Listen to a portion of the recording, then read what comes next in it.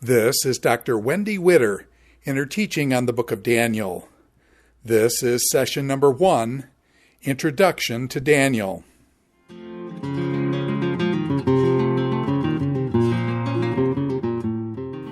My name is Wendy Widder, and I'll be teaching this course on the Old Testament book of Daniel. I have a PhD in Ancient Near Eastern Studies from the University of the Free State in South Africa. I have a Master of Arts from University of Wisconsin in Madison, and I have a Master of Divinity from Grand Rapids Theological Seminary in Grand Rapids, Michigan. I've been teaching and writing on the book of Daniel for about the last decade. And if I'm honest with you, I would tell you I landed in the book not by choice. Daniel was really low on the list of books that I wanted to study in depth in the Old Testament. It was right down there with maybe Job. It was not a favorite book, and part of that is I grew up in a tradition that approached the book of Daniel in many ways as if it were a way to chart the end times. And so there were predictions, and the second half of the book provided, you could line it up with news stories. And honestly, in some ways it was terrifying to me. And it also was discouraging because it seemed like those predictions would get outdated. And so then everyone would have to update their understanding of the book of Daniel and change things. And I had spent enough time in the book to know that there were some really confusing things in it. And I did not want to have to sort out all of the different scholarship. So I tried to stay away from it.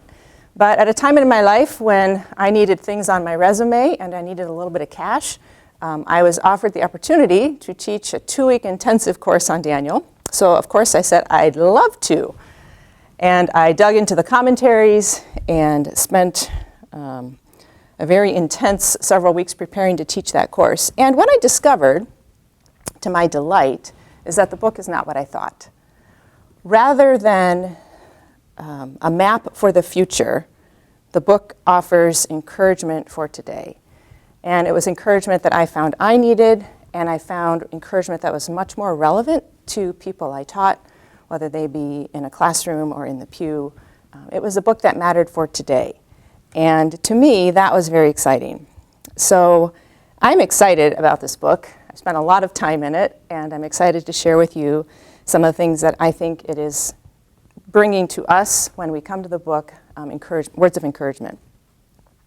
So in the coming lectures, we're going to be working through the book of Daniel chapter by chapter. And our goal is first to understand how the original audience of Daniel would have understood it, as best we can. Obviously, we're removed thousands of years and a couple continents, many of us, and languages from the original context. So we have to do a whole lot of work to try to put ourselves in the original audience. But we first want to try to do that, because it's only when we understand what the author was saying to the original audience that we can have an understanding of how that applies or what that means for us today. When I teach, I like to give some resources, recommendations. If you're coming at this study for the first time, first I'd encourage you to read the book. As you get to each lecture, read the chapter before you jump in and listen to what I have to say about it. But also, if you're looking for some additional resources, especially for some of the difficult issues, there are lots of things I can recommend. Let me just give you a quick survey of some things that I found particularly helpful, resources that I've used or written. So I'll start with one I've written. This is in the Story of God Bible Commentary series from Zondervan. It's a fairly new series as of 2015-ish. So this is one it's really written for pastors and teachers, for lay people even, who are interested in studying with a little bit of depth, but not with language precision or all of the details that you might get lost in if you're not familiar with ancient Near Eastern studies. So I'd recommend that. And then within the next couple of years, I'll have another book on Daniel in this series from Zondervan. This is what the covers look like, Exegetical Commentary on the Old Testament. This one will be a little more helpful if you've studied Hebrew or Aramaic. If you haven't, there's some benefit to be had, but it really would be most beneficial if you studied the languages a little bit. So hopefully this will come out in 2020. That's the hope. Another really usable resource is the NIVAC, so the NIV Application Commentary. This is also by Zondervan, and it's written by Tremper Longman. Tremper Longman has done a lot of work in the Old Testament, and he just does a really fabulous job of speaking a language people understand. And so he takes some really complicated issues and lays them out in ways that are helpful. He can kind of clear away the stuff that really doesn't matter for how we apply the book today. So I would recommend this. It's a really popular series, and this book has held up over time. If you want to go a little bit deeper and still stay evangelical, I would recommend the Apollos Old Testament Commentary series. This is by Ernest Lucas. This is an InterVarsity Press publication. And Lucas will take you a little deeper into the issues and lay them out. He does a good job of laying out what all the options are and then telling you which one he favors, but allowing that some other options are also possible. So this is a little higher on the academic level, but I think it's still really usable. Another really popular series that a lot of people have the whole set is the Word Biblical Commentary. This is Daniel, and it's by John Goldingay. Word does a good job of, again, laying out the issues. Goldingay takes a lot of literary approaches, so if that's something that interests you, he does a fine job of that. I like this commentary, but I find Word commentaries hard to find my way around. Not everybody has that experience. The information's great, but sometimes it's a little hard for me to find it, which is probably more me than the book. If you move into more critical scholarship or mainline scholarship, so scholars that wouldn't identify themselves as evangelicals, then there are really two standards that are fairly modern. The classic, I say classic, it's from 1993, but it is a classic, Hermeneia. This is John Collins. And John Collins has done a whole lot of work on apocalyptic literature. It's certainly one of his specialties. He's got books on just that topic. But this is the finest critical, modern, or up-to-date critical scholarship available. One last one for commentaries is the Old Testament Library, Daniel, by Carol Newsome. So there is an Old Testament Library, older version by, I think, Norm Porteous.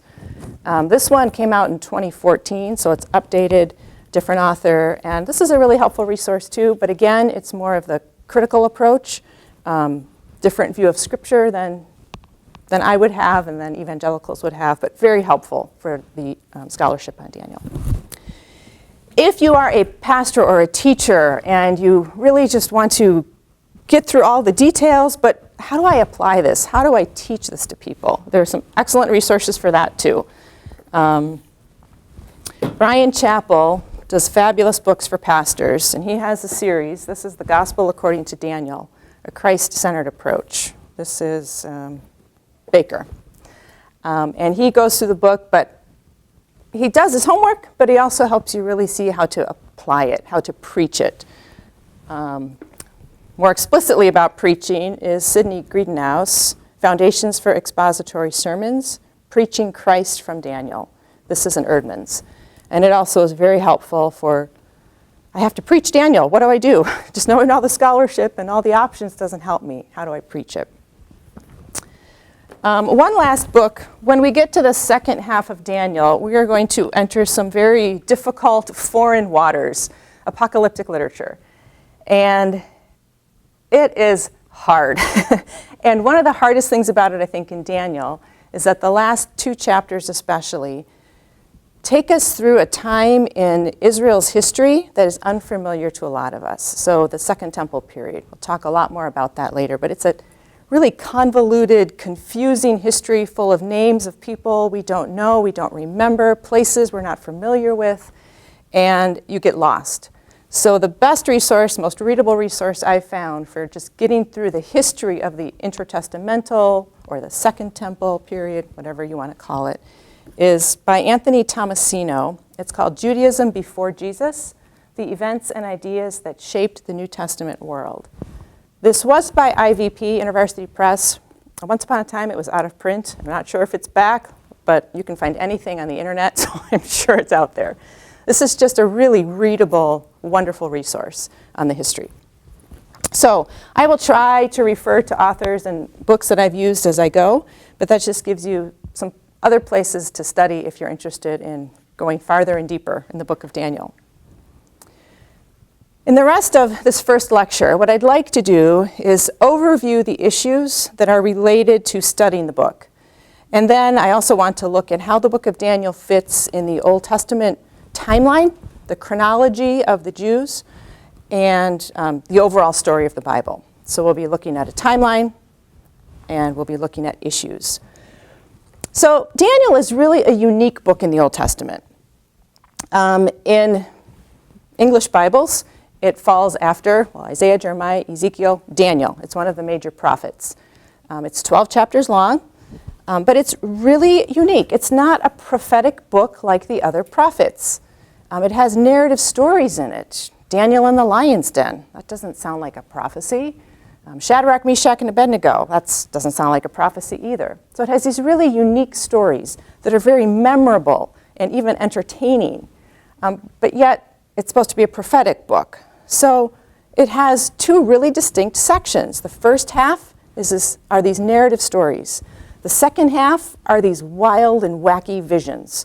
And trying to understand how those two things fit together into one book is a challenge. So it has two different genres. Another thing that's really unique about the book of Daniel is it appears in two languages. So most of the Old Testament is written in Hebrew. And there are a couple books that have little pieces of Aramaic, which is a sister language that we'll talk a little bit more about. But Daniel has 6 chapters in Hebrew, and it has 6 chapters in Aramaic. The only other book in the Old Testament with a significant amount of Aramaic is Ezra. So Ezra was written after the exile to the community that was returning to their land. And they were a Persian province at that time, and the lingua franca, the commercial language of the day, was Aramaic. So there's some correspondence recorded in the book of Ezra. And it's not unusual for us to come to a Hebrew book but have the correspondence written in Aramaic, because that's what the letters would have actually been written in. So when the Persian governors and kings are writing back and forth, it's in Aramaic. So we can explain that in Ezra. When we get to Daniel, we go through the first chapter, which is a story about Daniel and his friends being taken into captivity. They make the choice not to eat the king's food. Chapter 1. Chapter 2 tells the story of Nebuchadnezzar having a dream of this magnificent statue. He doesn't know what it means. But before you even get into that story, the language changes to Aramaic. And it stays Aramaic through all of chapter 2 from verse 4, chapter 3, chapter 4, chapter 5, chapter 6, and it's still Aramaic in chapter 7, and then it goes back to Hebrew. And there's not really any sense of why. Why did it change? What's the purpose of having a different language? So that makes it unique in the Old Testament. It's unique because of that second half also, that apocalyptic section. There really is not a whole lot of apocalyptic literature in the Old Testament. Most familiar to us in the Bible is the New Testament, book of Revelation, which means apocalypsis, the revelation. That's clearly an apocalypse, and sometimes when we come to Revelation, we see the imagery, and it's wild and weird, and we're not quite sure how to interpret it. That's apocalyptic literature. In the Old Testament, the only place that sort of thing appears is in Daniel. So it's a little tricky to know how to understand it in the context of the Old Testament. One other thing about the languages and the genres that makes Daniel difficult. So I've told you it's got 2 genres. It's got Hebrew and Aramaic. Sorry, 2 genres. It's got narrative, and it has apocalyptic. And the narrative is chapters 1 through 6. The apocalyptic is chapters 7 through 12. Okay, pretty neat and clean division, right? It has 2 languages. It's got Hebrew, and it has Aramaic. Well, the Hebrew is chapter 1. The first 4 verses of chapter 2, actually first 4.5 verses, if you want to be technical, And then chapters 8 through 12 are Hebrew. Aramaic starts in chapter 2, 4b, and go all the way through the end of chapter 7, which I think is 27 verses long. So you have two genres, two languages, but it doesn't really coincide. There's no tidy way to divide this book. You can't say, well, the narrative is all Hebrew, the apocalyptic is all Aramaic, easy enough. It's a mess. So what do we do with that? It's just a challenging book. It's an oddity in the Old Testament, which makes it a whole lot more fun. So what's difficult is that when we come to the Bible to study it, we want to ask a number of questions of the text. It's not like picking up the newspaper, which is our time, our place. We understand the culture. We can understand the point of the article. It's not like picking up a novel where it's probably set in a place that we're familiar with. We can easily understand what the author means. The Bible is an ancient book. It was written to different time, different place, different people. It wasn't written to us.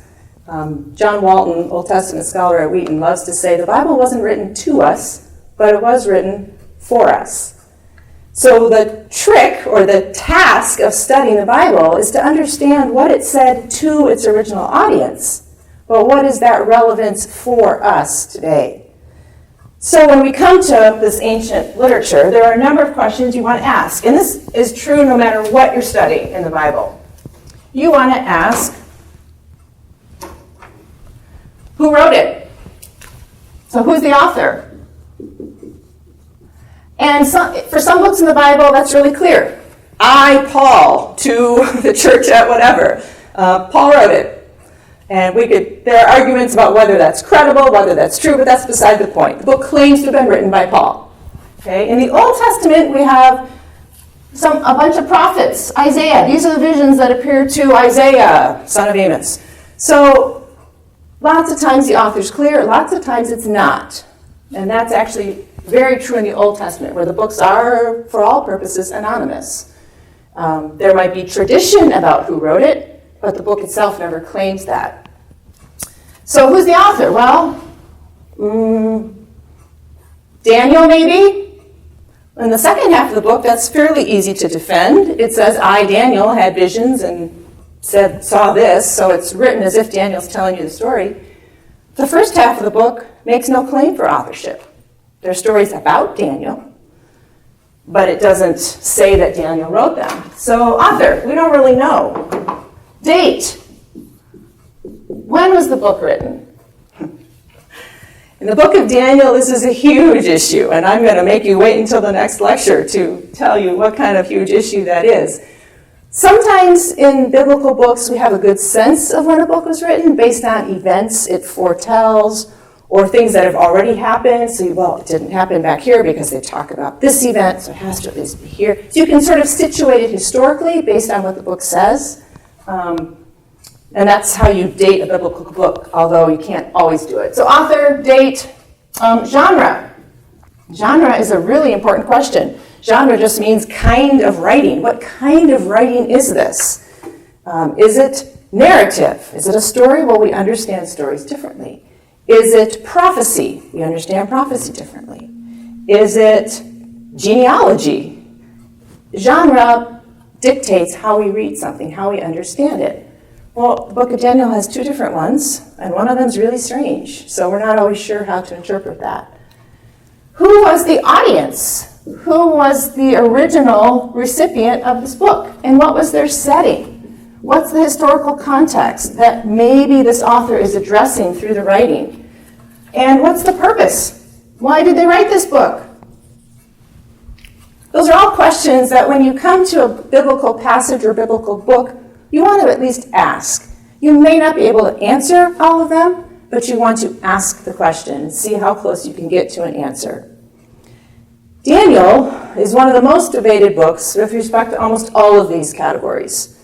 If you pick up any of these commentaries, some of them will give you the issue very concisely, and some of them, like the critical scholarship, John Collins and Carol Newsome, they'll give you the details. why is this particular view taken? Why is this particular view taken? Well, then there's one over here. It's a very complicated book in terms of all of these questions. So in the next lecture, we're going to look at these questions in a little more detail, specifically for Daniel. But just know that as we approach this book to study it, we have lots of questions that we can't answer. We can do our best, and we can see what the options are. But there are Bible-believing Christians who will take different views on all of these things.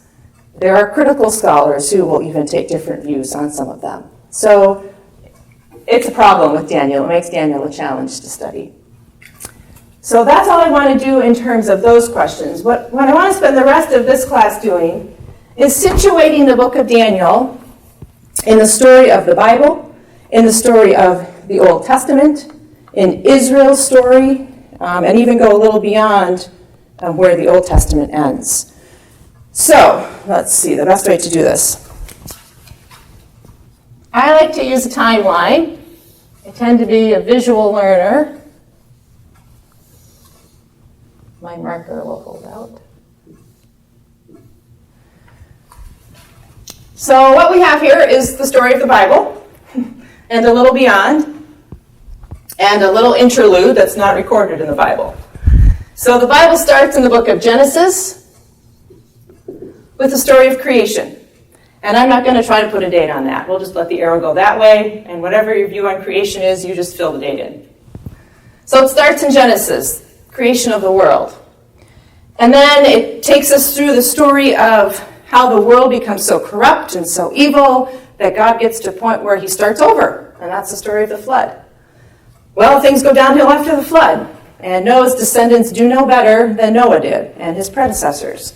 So when we come to Genesis 12, we have a really pivotal point in Old Testament history and in the story of the Bible. In Genesis 12, we have the introduction of the character Abraham. And Abraham is chosen by God and called out of his home in Mesopotamia to go to a land that God's going to show him and ultimately give to him and his descendants. So the call of Abraham sets the course of the rest of the Bible. This is God's choice of Abraham and the promise of his chosen people through whom he's going to work his redemption plan to the world.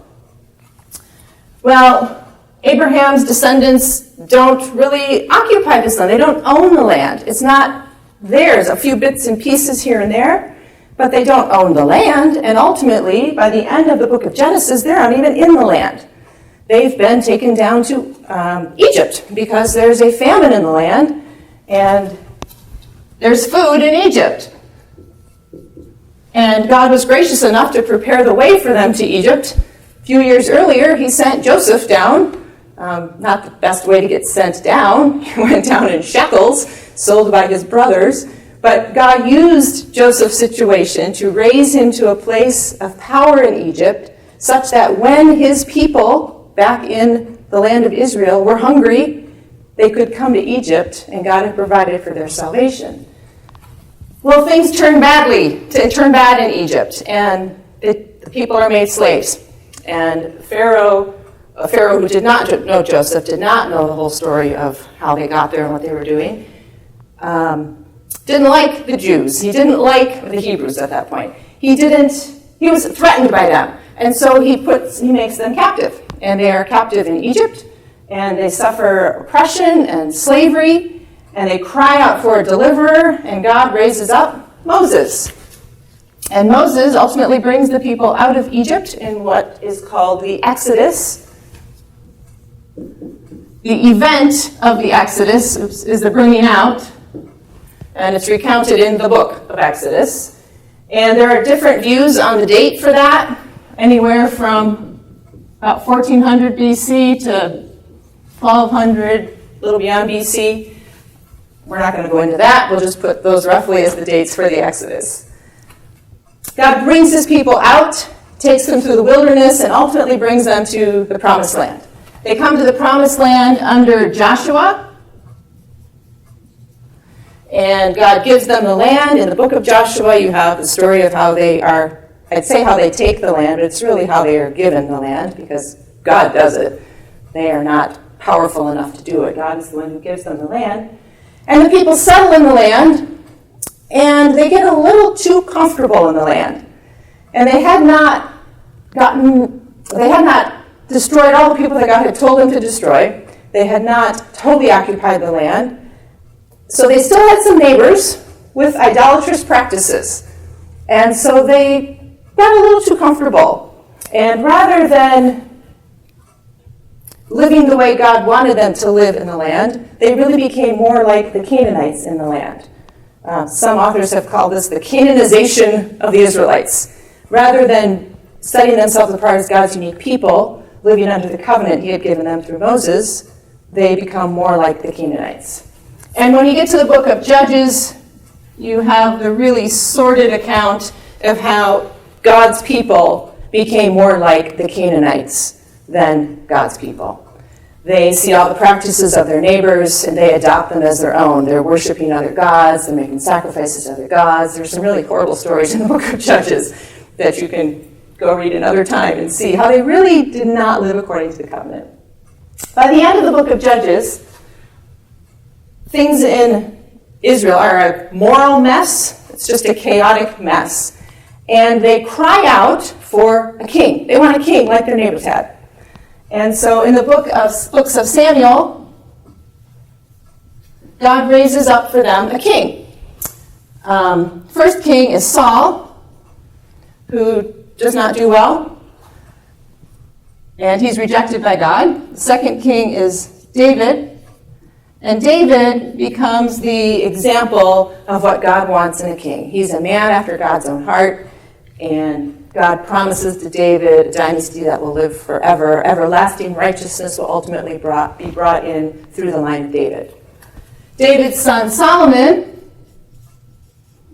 is famous for a number of things. The one we care about most in this class is that he built the temple. So Solomon is king.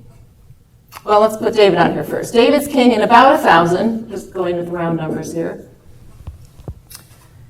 His son Solomon succeeds him, built the temple, first temple, which was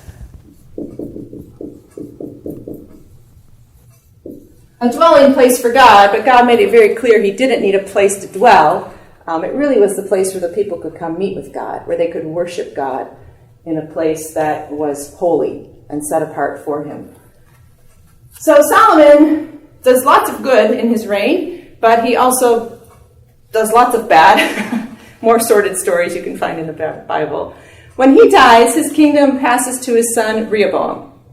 And Rehoboam was young and foolish. And he inherited the practices of his father, and Solomon had heavily oppressed the people, in part to pay for the temple and to pay for his palace. They were quite oppressed under Solomon. So when Rehoboam takes the throne, he asks his advisors, what should I do? Because the people said, lighten our load. Your father was very hard on us. Lighten the load. Rehoboam says, should I lighten their load or should I not? And his father's advisors, the older ones among his advisors, said, definitely, lighten the load. And his buddies said, no, you can prove yourself better than your father. You're stronger than your father. Rehoboam listened to his peers, people who are closer in age to him, and he said, all right, you think my father was bad? I'm way worse. And so under Rehoboam in 922, oops, this is not the right spot. It actually goes here. 922, the kingdom splits. You'll find a couple different dates for that. I stick with 922, but the kingdom splits. And the northern kingdom, 10 tribes, appoint Jeroboam as their king. Jeroboam. This is the northern kingdom. It's also technically Israel. And the southern kingdom, this is 10 tribes. The southern kingdom is the southern kingdom. Creative names, but you can remember them geographically. Technically, it's Judah. The southern kingdom includes Jerusalem, and it includes the temple that Solomon built. And their first king is Rehoboam. So now we have split kingdom, divided kingdom, it's sometimes referred to. We have the northern kingdom and the southern kingdom. The northern kingdom, if you read the accounts in Kings and Chronicles, has no good kings. They all follow the ways of Jeroboam. They're all evil. They do evil in the sight of the Lord. And ultimately, in 722, the northern kingdom falls to the nation of Assyria. And they kind of just disappear from the biblical story at that point. The southern kingdom has a couple good kings along the way. So you've heard perhaps of Hezekiah. Hezekiah was a good king. Asa, there's a couple other ones in there. Hezekiah's most famous, and Josiah. Two good kings. And on account of these kings who followed God, or as the Bible says, who followed in the way of their father David, God extends the life of the southern kingdom a little bit longer, but recognize that there's a lot of rebellion still going on. We have bad kings, good kings, bad kings, good kings, and this alternation. And God speaks into that situation through his prophets. So his prophets come to both the north and the south, and they are calling the people back to the covenant. Be faithful, obey the covenant, because if you don't, all sorts of stipulations that were put in the covenant will come to pass. Curses will come on us. We're going to go into exile. These were set up when the covenant was made. If you don't come back to the covenant, those things are going to come to pass. So you have names like Isaiah, Jeremiah. Ezekiel's actually in the exile. Lamentations isn't technically a prophet. Daniel, hang on to that one. Hosea, Joel, Amos, there's 12 more. And they all fall, for the most part, within this history. A couple of them are after. But they're speaking to the people, trying to call them back to that covenant God made with them at Sinai, call them to faithfulness, so that their kingdom will endure. Josiah is king in 609, and a little before that. He was a good king. All sorts of reforms he instituted, in a lot of ways brought the people back to faithfulness to God. But in 609, one more thing we have to put on here. So we're talking about life in Israel. But Israel is just a small little nation in a much bigger world. And so while all this is happening in Israel, you sort of want to keep in mind that there are world empires on the big scene. And there are power shifts going on with these empires. So let me try to get close to the right dates for you.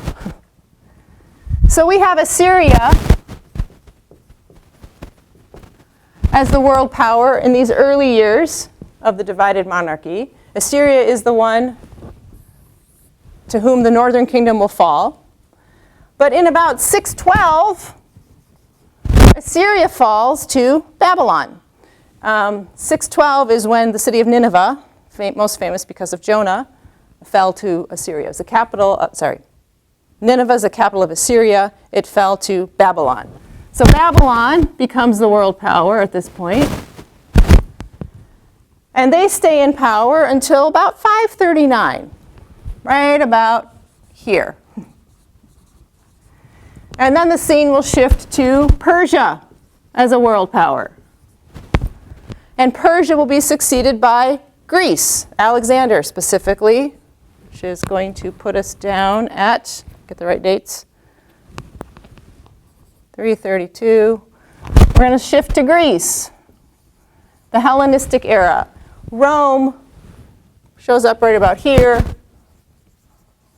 and that will take us into the New Testament and beyond. So on the world scene, you have huge empires warring with each other. I need to put a map on here somewhere. I'll come back to that. And this power struggle that Israel, this tiny little nation with very little world power, often gets caught in the middle of these struggles. And they can't stand on their own, so they end up being a vassal, or they're subject to one of these greater powers. So they're paying tribute to them. Well, Josiah, down here in 609, was paying, Judah was a vassal, And in 609, Egypt, which is not up there, but they're still in the world, and they are a major player, causing lots of conflict. Pharaoh Necho from Egypt was headed north to meet up with the Babylonians. And Josiah went out to stop him, because he didn't want that to happen. And Josiah was killed in battle in 609. Then from 609 to about 587 here, there's this rolling over, like a revolving door almost, of kings in Judah. And I will not take you through the list, but there's 3 or 4 of them that just in rapid succession from Josiah, 2 of his sons, 1 of his nephews, it's just a mess. And they are vassals to Babylon, specifically Nebuchadnezzar.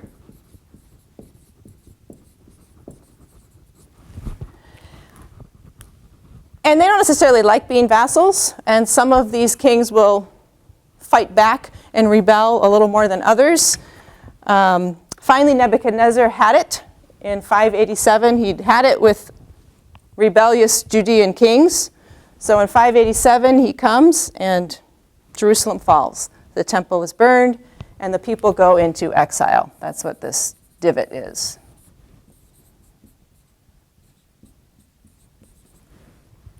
Daniel is among the people that are taken into exile. He was not taken in 587. He was taken earlier, but remember I told you there were several uprisings against Nebuchadnezzar, so he came a few times and took people with him every time. So Daniel is in exile. Daniel's living in this time period as an exile. In the book of Daniel, the first 6 chapters are telling stories that happened during exile, while Daniel and his friends are serving Babylonian kings. Those first 6 stories are set in this time period. The visions that Daniel has in the second half of the book, the vision itself, when he's seeing it, it's set in this time period, so during the reign of Belshazzar, during the reign of Cyrus. So he's having this vision in this period, but the visions are looking forward to a time frame down here. Specifically, they're looking at a period of history right about here,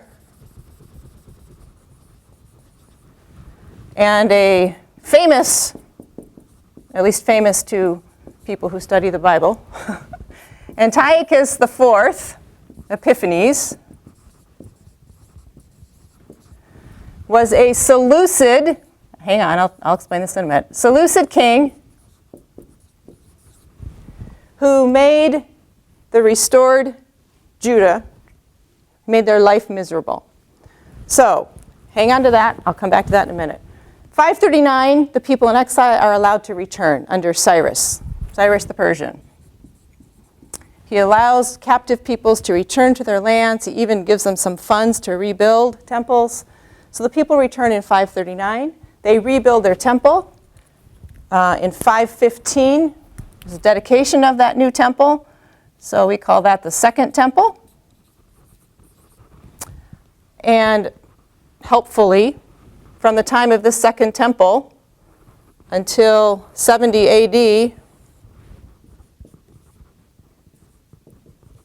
we have what's often called the Second Temple Period.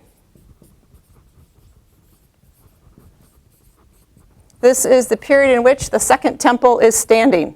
So it is built and rededicated in 515, and it's destroyed in 70 AD by the Romans. So this period of time is called the Second Temple Period.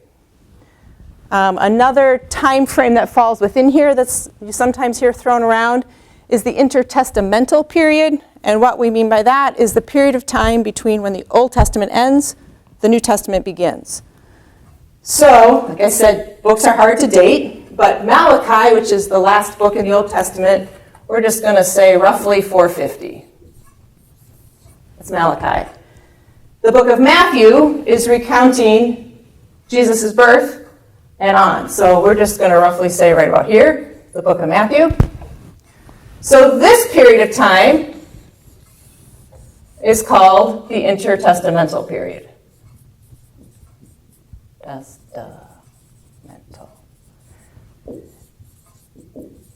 It's a smaller piece of the Second Temple period. Okay, Greece, Alexander the Great. Alexander the Great basically takes over the known world of the ancient Near East, has a vast empire. He's the one that defeats Persia. But Alexander died young with no viable heir. So what happened to his massive kingdom? Well, it was split up among squabbling generals. And so there's at least 4 of them. Historians will argue about whether or not there were more. We only care about 2 of them. The 2 that we care about, Seleucus and Ptolemy. The P is silent. Seleucus and Ptolemy were 2 of Alexander the Great's generals. When he died without an heir and his massive kingdom was parceled out among his generals, they were 2 of the recipients. Seleucus received the Syrian portion and beyond, but for our purposes, we just care. Now we need a map. Get rid of this part. Very fancy ancient Near Eastern map. Persian Gulf over here. Okay. You know what this is? Let me tell you. This is the Mediterranean Sea. This is the Nile River. So now you also know that this is Egypt, right? This is the Persian Gulf, more or less.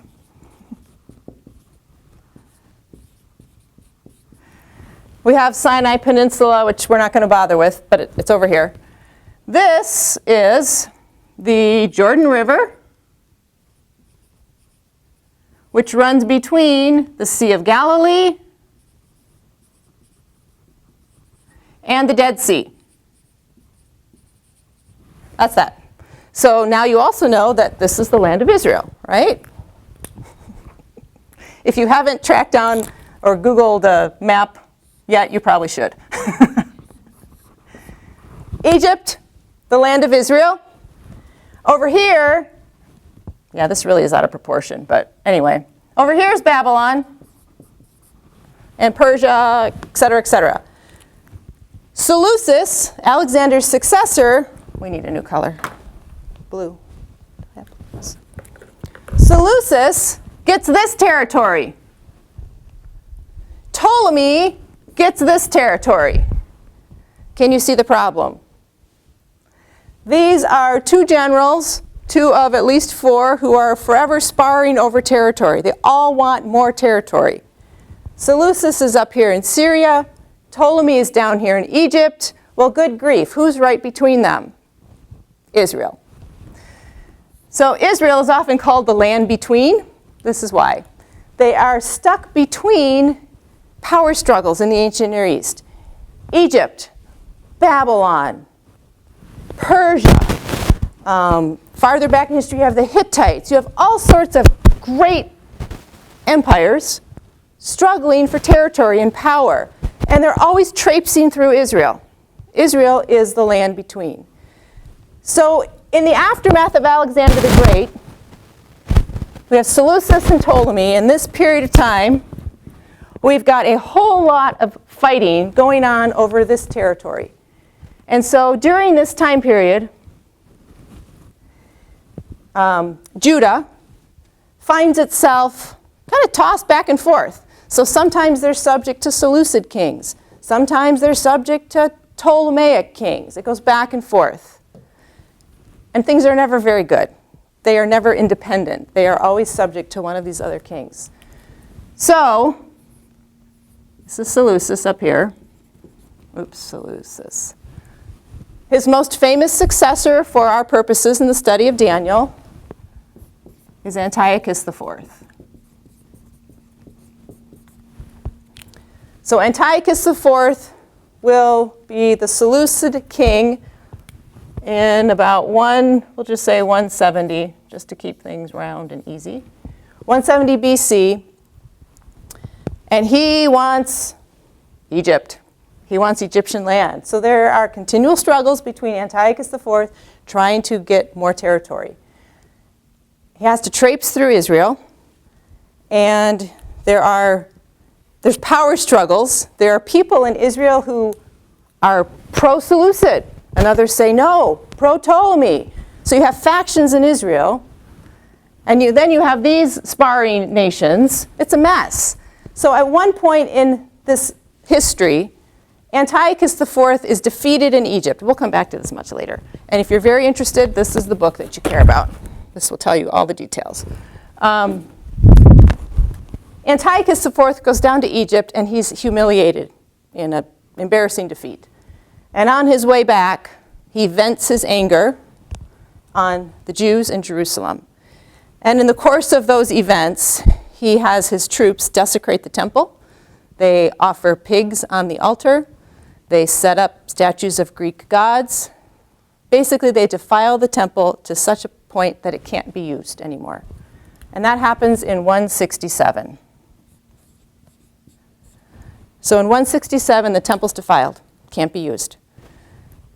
And there's a series of messiahs, for lack of a better word, rising up in this time period, promising better days ahead. We can revolt, follow me. I've got the answers. We've got different sparring groups who are trying to make life better in Israel according to their philosophy of how it ought to go. And the group that rises to the top in 164 are the Maccabees.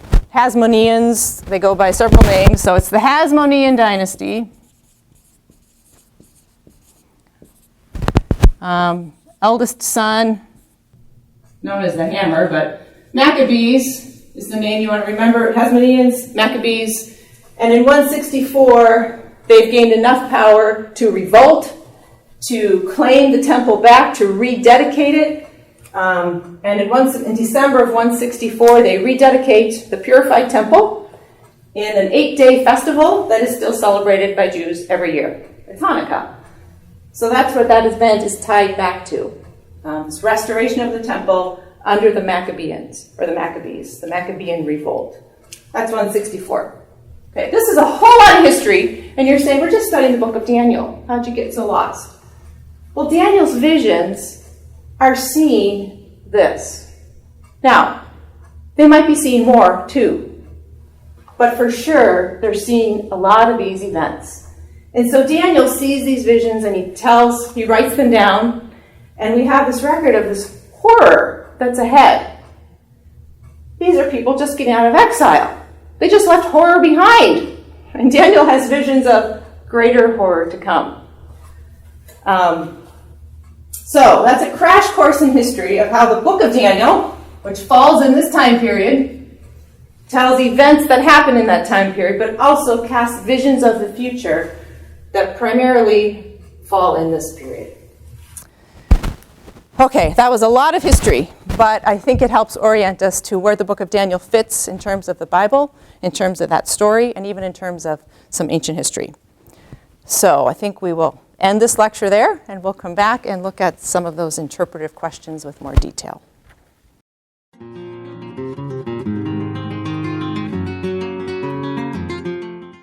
This is Dr. Wendy Widder in her teaching on the book of Daniel. This is session number 1, Introduction to Daniel.